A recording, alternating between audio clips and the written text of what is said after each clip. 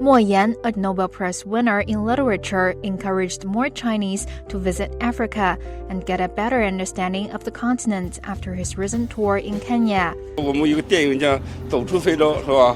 我觉得我们应该走进非洲走进非洲，搞文化的应该走进非洲，体验跟我们中国文化完全不一样的文化，在比较当中发现自己的特点，是吧？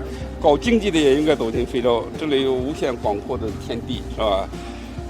搞什么的都可以来这里，旅游观光更要来到肯尼亚看看东非大裂谷，是吧？看看这个辽阔的大草原，同时也看一看我们的中国的建筑队伍在非洲大地上留下的成绩。Mo Yan arrived in Kenya on July the 28th and visited some famous tourist attractions and major infrastructure projects constructed by Chinese companies. The Nobel laureate said that China and Kenya, separated by thousands of miles with completely different cultures, can still maintain an unbreakable bond.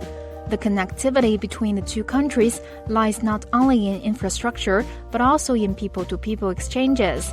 He said that after returning to China, he will continue publishing stories on what he saw and heard during his trip to Kenya so that more Chinese readers can understand Kenya, Africa, and China-Africa cooperation. 对非洲的体验，这仅仅是个开始。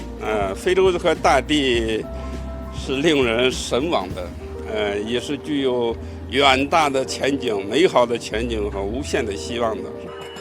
Renowned for his imaginative and humanistic fiction, Mo Yan was awarded the 2012 Nobel Prize in Literature. He's the first Chinese national to win the Nobel Literature Award.